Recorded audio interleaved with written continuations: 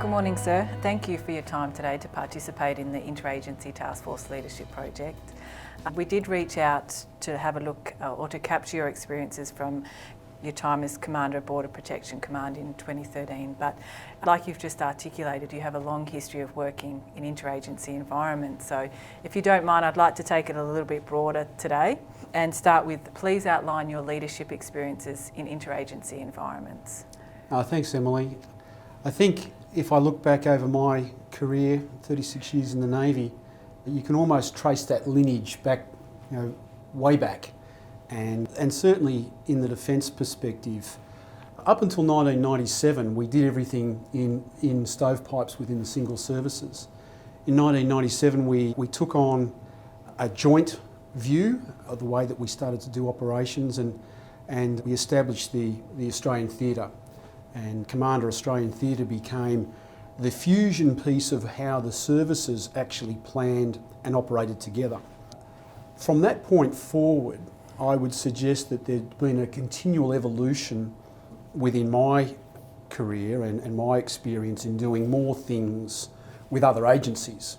First of all, it was with Air Force and Army, and then it was with DFAT, then it was with AFP, state jurisdictions, and other Australian agencies. And so it wasn't long after 1997 that I found myself in the Middle East in 2002, shortly after 9/11. And we were there in response to the call for Australia to respond. And all of a sudden we found ourselves looking at people that we'd never worked with before and looking at ways of approaching complex problems. And so that space evolved very, very quickly in the early 2000s. I found myself back in the Middle East in 2008, 2009 as the Deputy Commander of our joint task force there.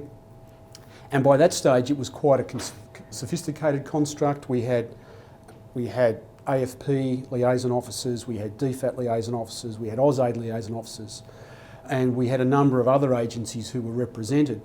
And we were still working in stovepipes to a degree, but we actually understood that we needed to work together with a common purpose.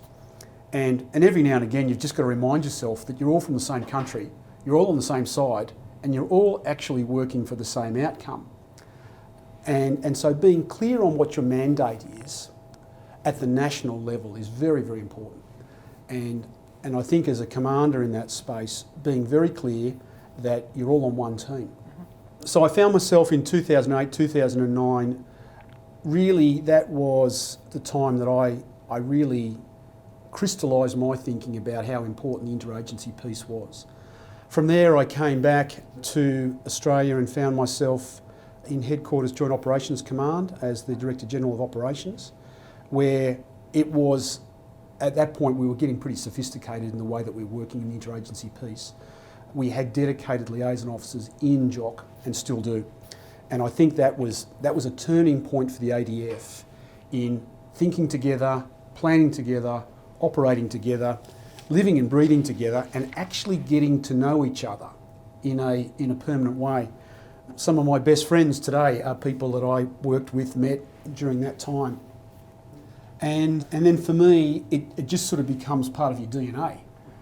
You wouldn't actually think of doing a complex task without calling upon the experience and expertise of other people that you know who have worked in that space. So in 2013 I found myself in Border Protection Command as the commander, and that really is quite a unique agency in that I was actually seconded out of defence into what is now the Department of Home Affairs and responsible for the Maritime Task Force, the joint interagency maritime task force that is responsible for responding to and coordinating Australia's responses to maritime threats.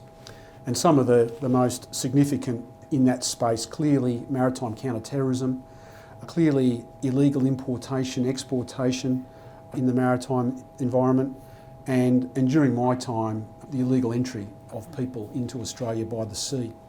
And when you're faced with an overwhelmingly challenging task, and we saw that with the Abbott government when they came into office, was absolutely focused on the issue of illegal maritime arrivals. And we had to do things very differently to the way we had previously been operating.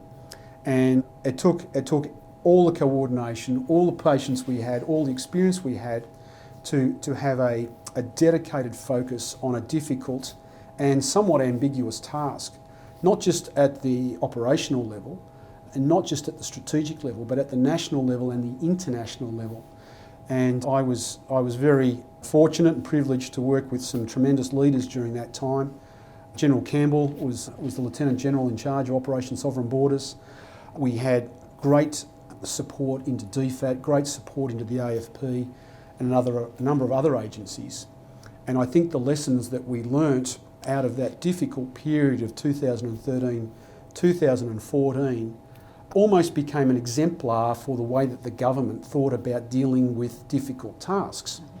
We then saw the response to MH370, and a joint interagency task force was established there, and that was led by Sir Angus Houston.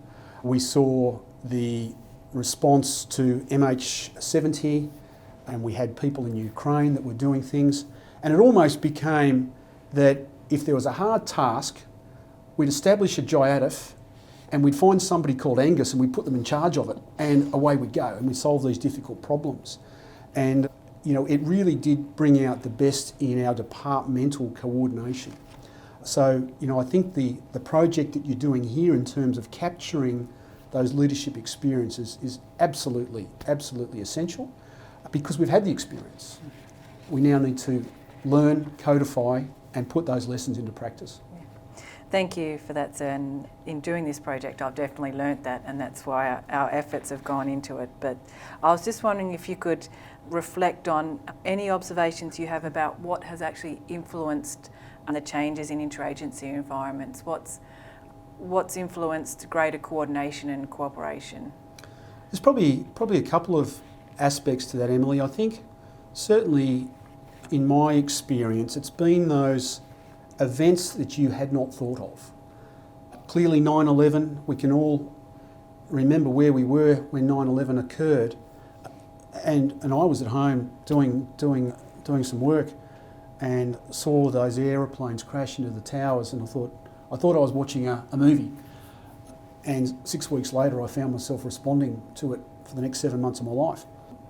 What we saw with MH370, what we've seen in terms of changes in the region in global dynamics, be they climatic events or be they security related things, what I think we've seen in the last 10 to 15 years, whether you call them black swan events or ambiguous events, activities that we haven't thought of, activities that we haven't had a standing plan for, where we've got to come together very, very quickly and deliver a response.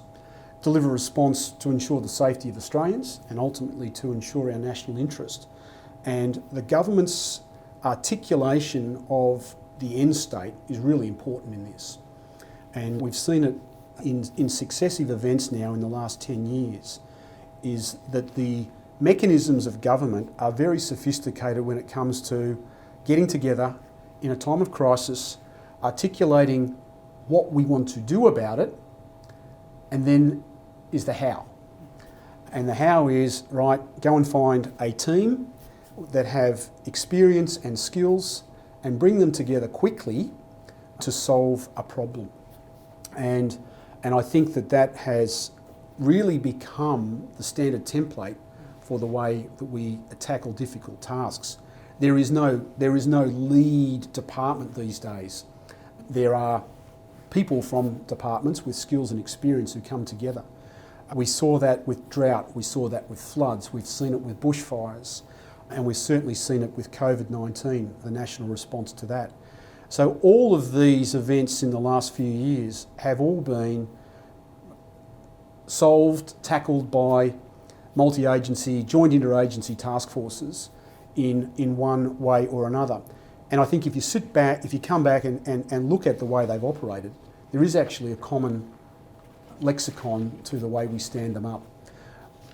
whether we know it or not, whether we captured the lessons or not, I think we do. We go through, be it a Royal Commission or a lessons learnt activity, but very rarely do we codify those lessons into something like a project or a course where we can then front-end load the next future leaders who may need to apply those skills and experience to solve the next difficult, wicked task. Thanks for that, sir. Thanks for letting me go off topic a little bit too. I tend to do that, so just to give you a So heads will I, up. so that's all right. I like to delve into the little points of difference that people bring out. So you have touched on your experience. How did that experience enable you throughout your different roles in interagency environments? How did you apply that experience?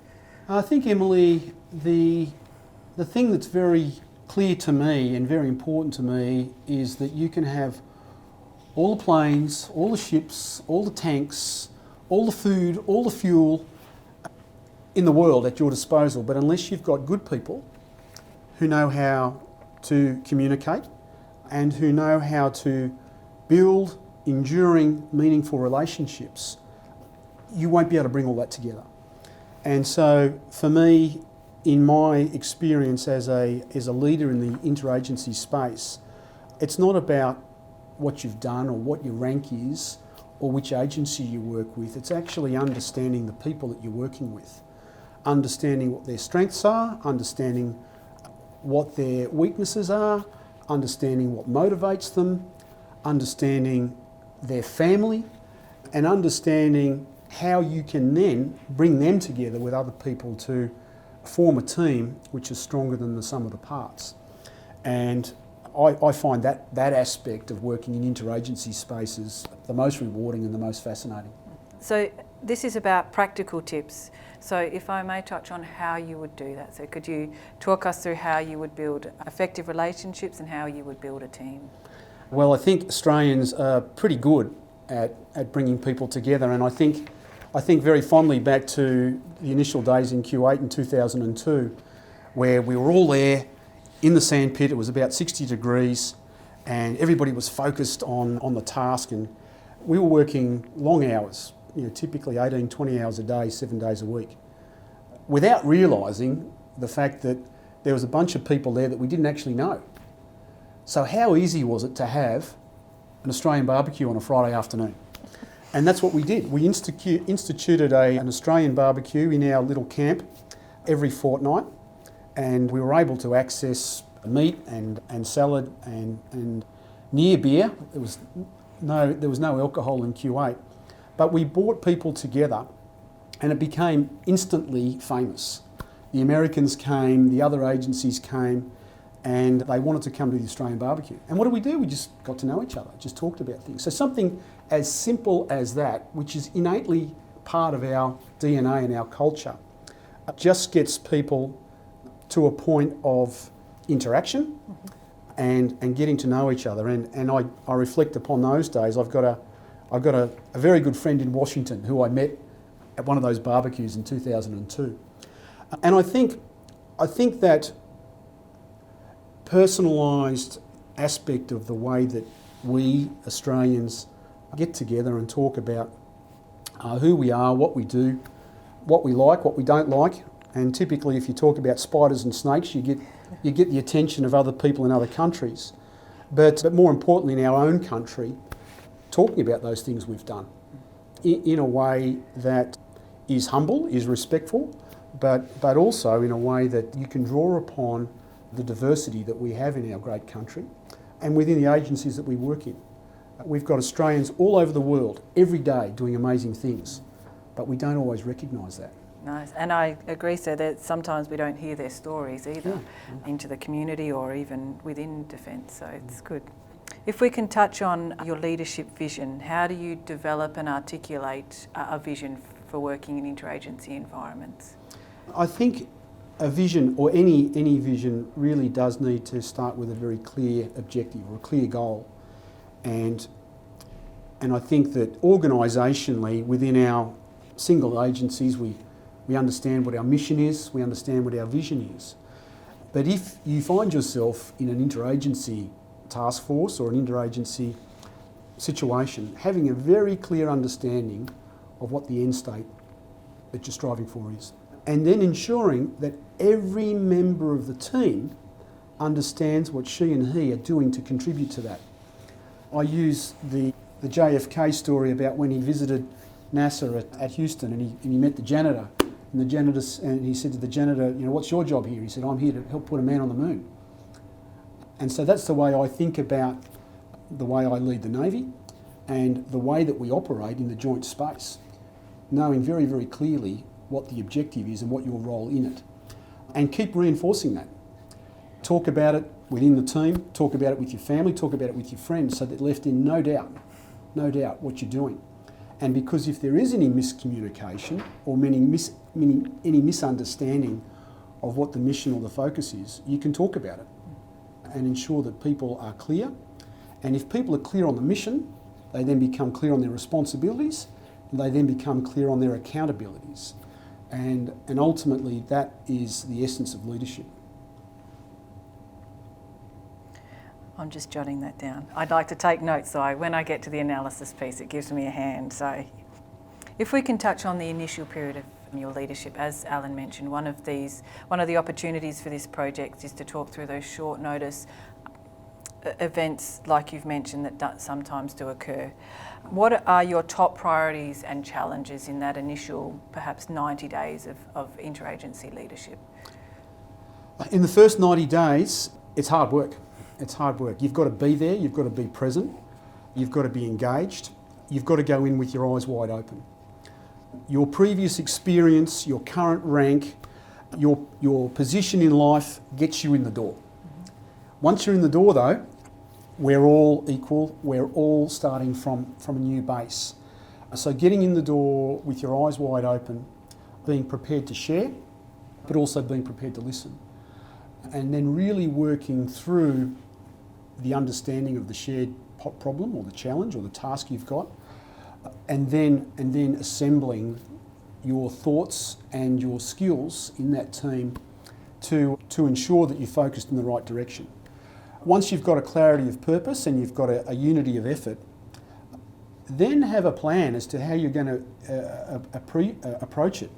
You can go out of the blocks really hard and really fast and find that you run out of puff before you get to the halfway mark. And the one thing that I've learned about these activities or these operations that we find ourselves in is they typically go much longer than we expect.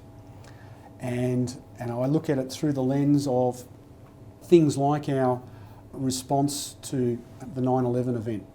We expected to be in the Middle East responding to that for about 18 months to 3 years. We're still there.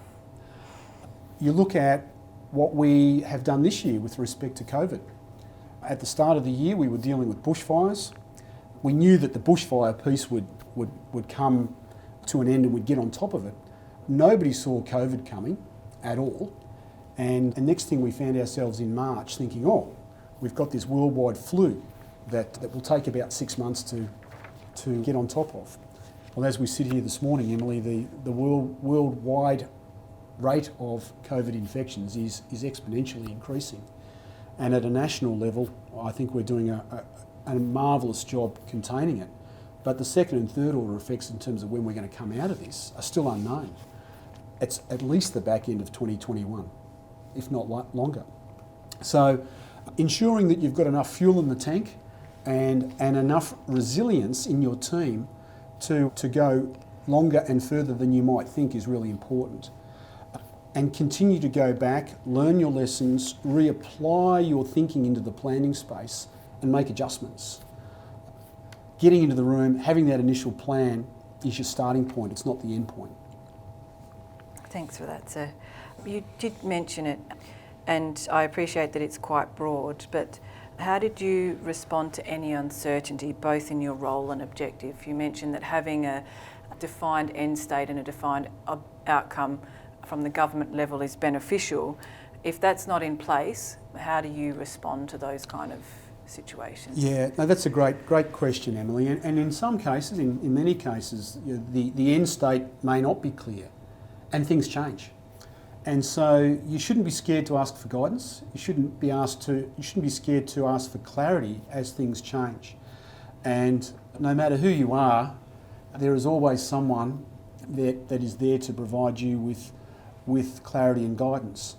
And in these situations where there is no predefined way to success, you should be comfortable in asking for advice within your own agency, outside of your own agency, and I think there is nothing wrong with testing that advice even amongst your own team. You might find that one of the more junior members of your team has got a perspective to something that you simply can't solve yourself because they're looking at it from a different angle. And so I think that is very much the beauty of the Australian system is that people will speak up. Sometimes you have to encourage them a little bit, but we are very good at sharing knowledge, we are very good at sharing experience, and I think we've become even better at that over the last 10 to 15 years. In other democracies or in other countries or other systems, that ability to draw upon the diversity of the talent and experience that you have is not always as strong as it is in the Australian context. So I think that's really a strength that we have that we should exploit whenever we can. Thanks for that, sir. And you have touched on it a little bit. How do you establish effective relationships? And this may be, as you mentioned, with other nations, with other services. Do you tailor your approach to who you're engaging with? You do. I think that's important to know who you're talking with, ensuring that you are prepared, you know a little bit about them, and you know what you want to achieve in your interaction with them. Their time is precious, your time is precious, and so being prepared, I think, is key when you're establishing a relationship. But I think most importantly is being authentic.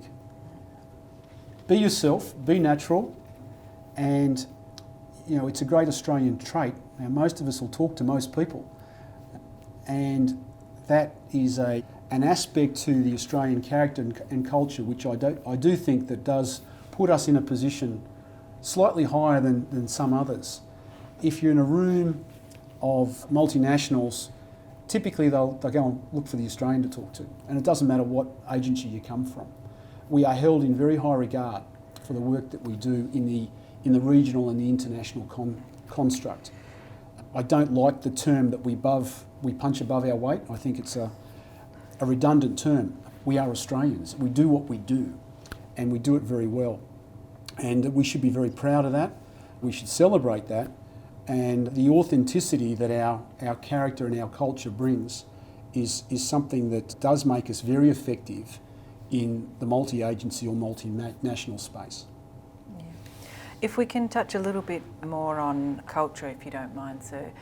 How do you build a culture within your team in interagency environments? And then the second consideration about the culture I'm interested in is how you build relationship with other nations, for example, Fiji or America. If we could explore those two aspects of culture, I'd be very grateful. Okay, I think starting with your own team, the cultural piece is really, really important to me, and it's something that we have been driving in Navy for many years now, and it's developed, it's mature, but it will continue to evolve. The basis of culture for me is about respect and about ensuring that everybody has a fair go and that they can operate in a safe environment, they can operate in an environment that allows them to contribute in the way they best can. It protects their safety, it protects their integrity, and it protects their right to be the best they can be. Give everybody a voice and have a respectful conversation when you need to steer people in a direction that they may not necessarily feel comfortable in the first instance. So I think as you move from your early leadership experiences in any organisation where it's directive, it's authoritarian, it's based on your authority to give an order, to where you might finish up in more senior positions in any organisation, it's about influence. And leading through influence absolutely relies on that cultural aspect of understanding the diversity, understanding the inclusiveness that each member of the team can play. And so reinforcing that and having a values-based culture is much more productive than a rules-based culture.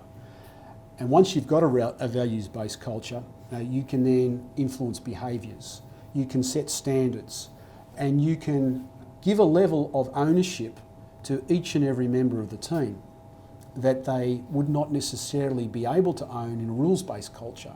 A rules-based culture is typically hierarchical. A values-based culture is flat. So taking that into the international context, I think we largely are a values-based culture in Australia. And you look at the work that we're able to do within the region. You mentioned Fiji. They're a great neighbour, a great friend. And the real crystallisation of the relationship in recent times was when we responded to a cyclone Winston in 2012. We'd gone through a period where our diplomatic relationship with Fiji had been rather limited.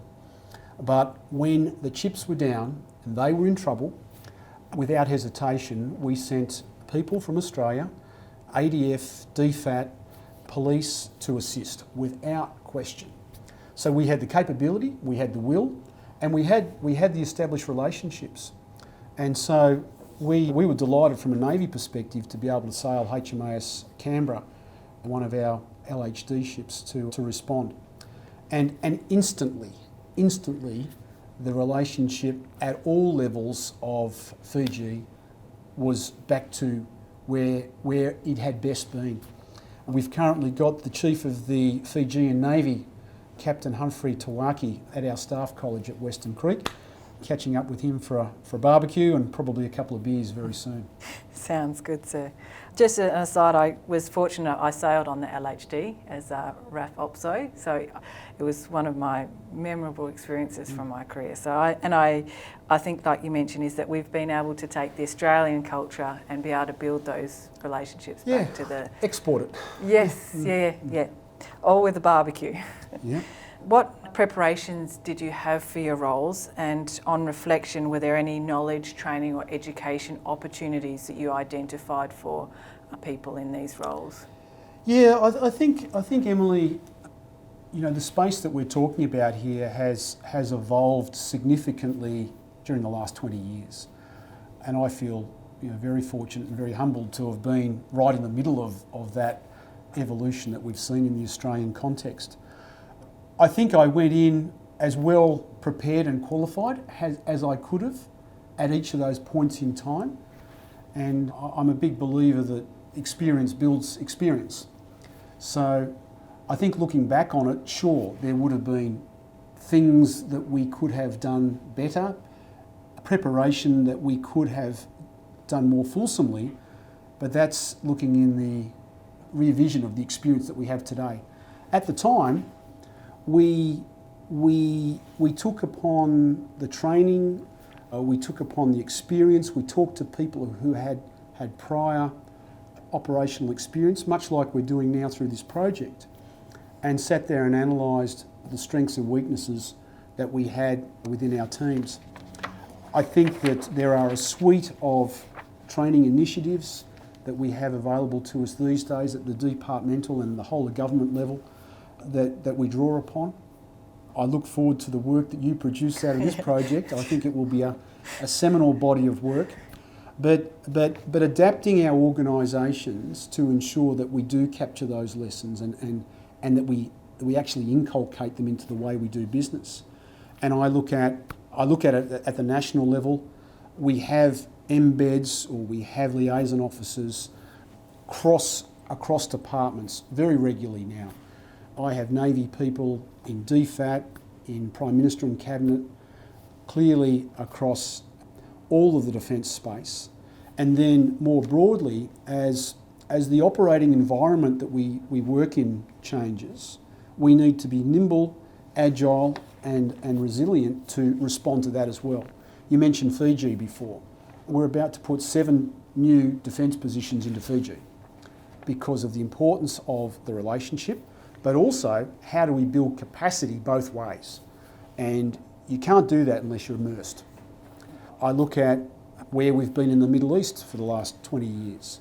The shape and nature of that activity is changing, so we're scaling back. We're scaling back the maritime commitment rather significantly over the next 12 months. But at the same time, we've got growing commitments in the region. So I will look at how I provide the best advice to government through the CDF and the Secretary to position ourselves to ensure that those linkages, that expertise is in the right place at the right time. So don't be afraid of changing something. It's part of the natural evolution of what we do.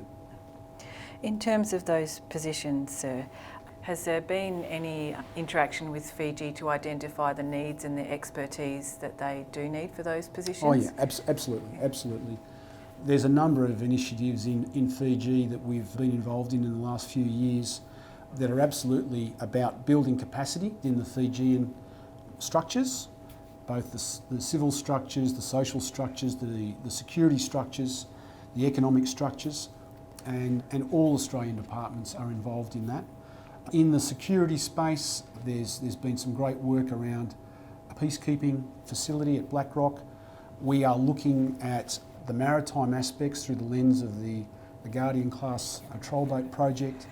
We're looking at training at the leadership levels down to the tactical levels across all arms of the Defence Force, and ultimately building resilience and capacity to respond to climatic events or in fact security challenges is something that we have a shared commitment to with Fiji, and I'm shortly to establish a dedicated Navy to Navy relationship with the Fijian Navy Force, which is something that we have not had previously, which is very exciting. Thanks for letting me delve into that, sir. I really appreciate it because it does, and Fiji I think is really an effective relationship that we do have. So I'll head back to my questions. What do you think promotes a culture of collaboration across agencies? I think promoting collaboration is driven by the need for success. And certainly in the Australian context, those hard things that we challenge, we invariably succeed. We, as individuals, we are driven. As teams, we are focused on outcomes. And I think success breeds success. And so that culture of must do, failure is not an option, I think is very effective in focusing our culture in task forces. You leave your ego at the door, you leave your cultural biases at the door, and you focus on the outcome. And I think that allows people to operate to the best of their ability, and it actually allows them to grow through the context of feeding off the experiences and skills of others. Because ultimately, we want to succeed. We want to cut away bureaucracy as much as we can. We want to be focused on an outcome, and we want to deliver that for the good of our country, for the good of our countrymen. And ultimately, whichever agency that you work in, we're all Australians, we're all on the same team, and we've all got a common goal. If I may ask, sir, what does success look like for yourself? Maybe reflecting on Border Protection Command or the Middle East. Well, I guess in a Defence Force context, in an operational context, it's always focused on the delivery of the government's mandate. The government's mandate in any operational setting will be based upon the national interest and will absolutely have the interests of Australian men and women at the heart of it. For me, at a operational strategic leadership position, the safety and security of my people under my responsibility is number one. And I have no difficulty and no hesitation telling the Chief of Defence Force, the Secretary, the Defence Minister and or the Prime Minister what the limits of my capacity might be based on my people. And that's very important, because if we say that we can do something that we can't because our people can't, not only do we jeopardise the safety of our people, we also jeopardise the safety of the mission. And it's totally understandable when there's lots going on nationally, there's lots going on regionally, there's lots going on internationally, that we can say, yes, we can do more, yes, we can do this, yes, we can send a ship there, yes, we can send an aircraft there. And unless you're very, very acutely focused on what your capacities really are, you can get caught up in the euphoria of saying yes. Sometimes you actually need to say no.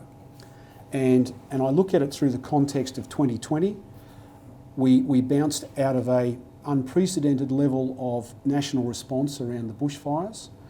For the first time in Australia's history, we used warships to evacuate Australians off the coast of Australia in New South Wales and Victoria, where they were cut off by fires. We've never done that before. And we mobilised 3 ships and about 1,500 people that gave us a capacity to lift, if we had to, about 5,000 people to safety. We did that. And at the same time, we had ships deployed overseas, we had people deployed overseas, and then we found ourselves responding to COVID-19. And up until just recently, I had 850 Navy people responding to the vehicle checkpoints, to the quarantine enforcement, to helping in aged care and community care centres, on top of having 20 ships at sea, on top of having 3,000 people at sea, on top of having 2,500 people in the training pipeline. And then the next activity comes that we actually deployed 5 ships through Southeast Asia at a time when COVID was difficult in terms of being able to visit other countries. So we very successfully completed a 5-ship, 4-month deployment in terms of those training activities, those operational interactions. But what we did that was different this year was we had ships at sea for 110 days plus, where the men and women on those ships did not go ashore, did not have a beer, did not have an opportunity to interact with local communities, because simply the COVID overlay made it difficult to do that. So all of a sudden, we sit back and we find ourselves in October 2020, and we've got a bunch of really tired people. Operationally, they've done great things. In terms of the effectiveness of protecting Australia's interests, done great things. But our ability to keep doing that needs to be revisited. As we come into the 2020-2021 high-risk weather season, we simply don't know what's going to happen next. I suspect we won't see fires this year of the nature that we saw last year and the start of this year, but floods, cyclones, other climatic activities are sure to challenge us as a country and as a government. And so ensuring that we don't overcommit, that we're very clear on what we can do and what we can't do is very, very important. I am the recipient of lessons learnt by my predecessors. And in 2010, the Australian Navy was asked to respond to Cyclone Yasi. When that climatic effect hit the coast of Cairns, we said that we could respond with heavy lift ships, and we couldn't. We simply couldn't. And it's taken us a long time to recover in that space, both in terms of the operational lessons, but more importantly, regaining the confidence of the Australian government and the Australian people. I think in 2020 we've done that, and I will protect and guard that very, very preciously and very carefully. If I may, sir, how do you gain an understanding of your people to be able to reflect and make those decisions about their capacity? You have to talk to them. You have to get out amongst them. You have to understand the little things that challenge them, but also the little things that excite them. And by drawing upon that and giving them the opportunity to tell their story, to celebrate the things that are important, I think, is the crux of that.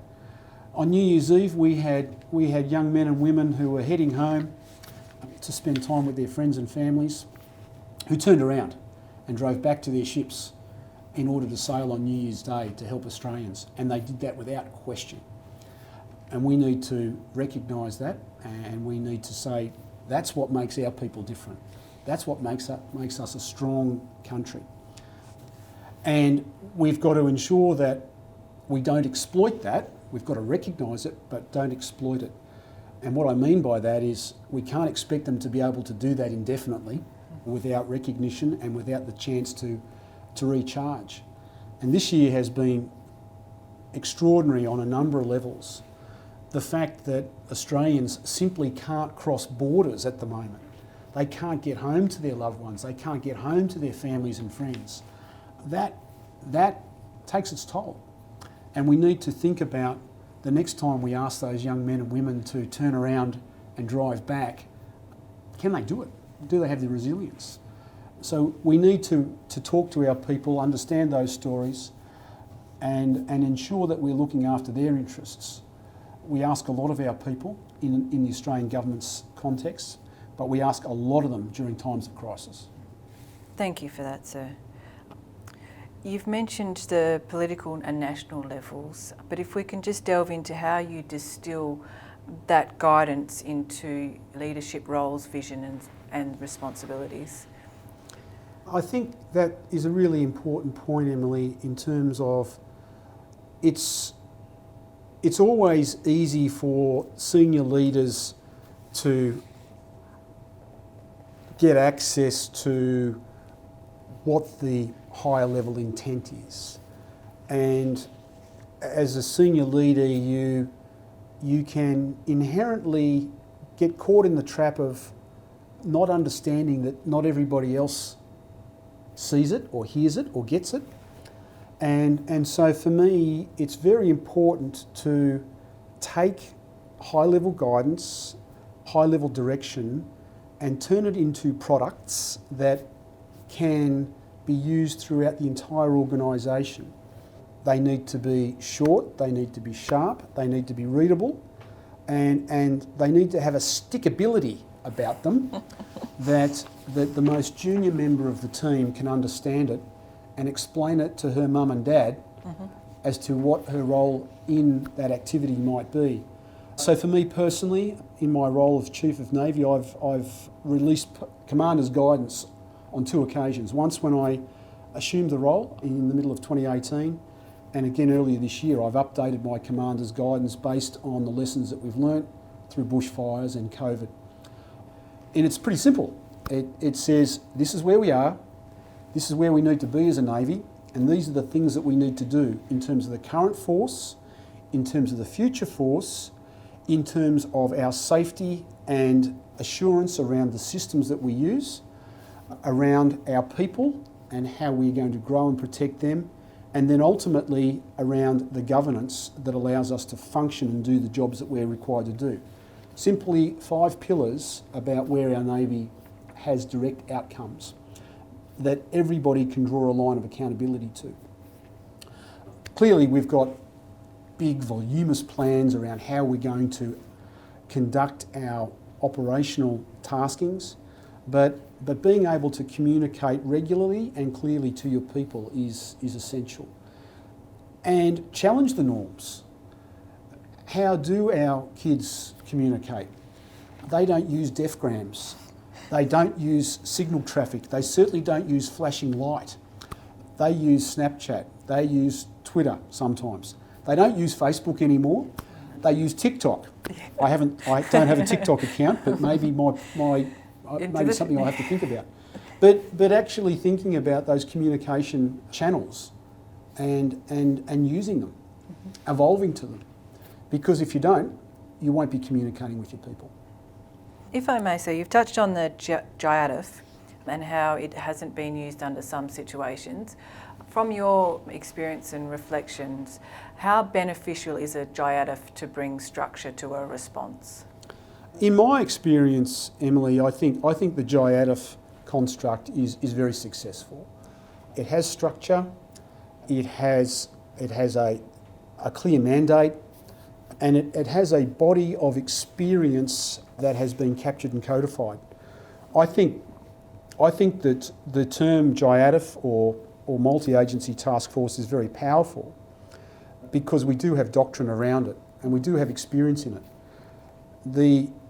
My personal view would be that in the last couple of years we've been a little bit loose with the way that we've codified our activities, and I think that we should get back into the national vernacular of using a common terminology that we can all embrace and evolve. Be that a GIATF, be that a multi-agency task force, and certainly within the military context, we don't operate in anything other than a joint task force. There is no single service operational effect. And the reality is there is no single agency multi-effect either. So everything that we do, you mentioned the LHDs. When we sail an LHD, we will have members of other agencies on board, be that DFAT, be that AusAid, be that industry partners, be that AFP or other law enforcement professionals. So everything that we do as a defence force is actually a GIATF. When I was BPC, or MBC as it now is, I was the commander of a standing joint interagency task force for maritime security. And if we were called upon, and we exercised it a couple of times, a response to a maritime counter-terrorism activity, I could, at no notice, convene a GIATF. And the understanding that those agencies had, including a Panzer and our nuclear authorities, was instantaneous in terms of their responsibilities to be present and contribute. We need to continue to exercise those mechanisms and those structures. We need to evolve them where things have changed, and certainly we see machinery of government changes from time to time, and we need to ensure that our GIATFs and our doctrines and our command and control mechanisms still remain validated in terms of those changing structures. I'm a big fan of the multi-agency space, and I think that it probably wouldn't hurt to just re-energise it a little bit more in terms of the branding and the national understanding. I would say that probably 8 years ago, particularly at the height of all things MH370, the term Joint Interagency Task Force, led by an Angus, was very well known. And if you said to me right now, what's the structure around the national response to COVID-19? I'd tell you that it was a joint interagency task force at a national level. I couldn't necessarily tell you who's leading it, but I could certainly identify the agencies that are contributing. And I think there's some great lessons to be learnt in what we're currently involved in, and probably just formalising some of that in terms of the lessons that we learned and how we will apply them into the future. Because ultimately, when you go and have this conversation with those that are following behind us, we're only ever the custodians of the organisations that we lead.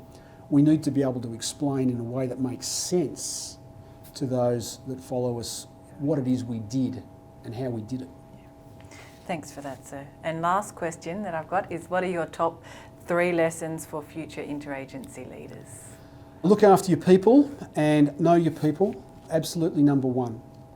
You can't have a task force without people. You can't have an effective task force without knowing your people, celebrating their strengths, making them stronger where they need support, and absolutely working as a team. And without your people, you don't have a task force. Communication, both inside the team and outside the team, is important. And if you are taking people away from their home or from their normal place of work, ensuring that you're able to communicate back into their families so that they understand that the task that you're doing is a challenging one, but without the support of your families and friends, we simply can't do what we do. And I think that sometimes we have a tendency to forget those that are home that are enabling us to do those hard things. And then I guess finally is looking after yourself. The things that we do in the Joint Interagency Task Force space are typically unusual. They are always demanding, and the operational success is at a national level. And so ensuring that you've got the resilience, that you've got the support, you've got the resources, and ultimately you've got the clear mandate to be able to execute your task is very important. Thank you very much for that, sir. I've thoroughly enjoyed talking to you today. Is there anything else that you'd like to share for the project before we wrap up? Look, I think I probably said it at the start, Emily. You know, I think that what you're doing here is so important, and you're doing a great job capturing it. I just want to make sure that we take it to that next step and that we continue to develop it and use it. I think those that haven't been out to the centre should get out here. It's taken me far too long. But as I said to Alan before, I think that the work that you do here has great applicability. And particularly as you look at those leadership opportunities within the Australian government context, I think that the centre has a very important role to play in leadership development. Typically the capstone course within Defence, as we take both our Defence people and our APS people into the SES bands, I think the centre has a real role to play. Thank you very much for that, sir.